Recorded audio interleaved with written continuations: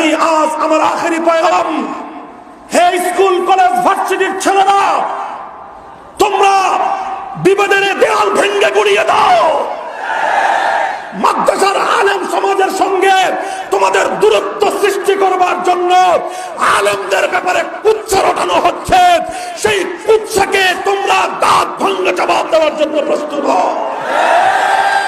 মাদ্রাসার ছাত্ররা, মাদ্রাসার ছাত্র ওলামায়ে কেরাম, আগামী দিনের তাওহীদি যুব প্রজন্ম, স্কুল কলেজ ভার্সিটির ছেলেদেরকে আমার মাদ্রাসার সোনালী সন্তানদের সংস্পর্শে আসবার সুযোগ করে দাও। আর এভাবে সকলে মিলে ইস্পাত কঠিন দেশ, জাতি আর ইসলামের পক্ষে একটা শক্তি গড়ে তুলতে হবে দেশে।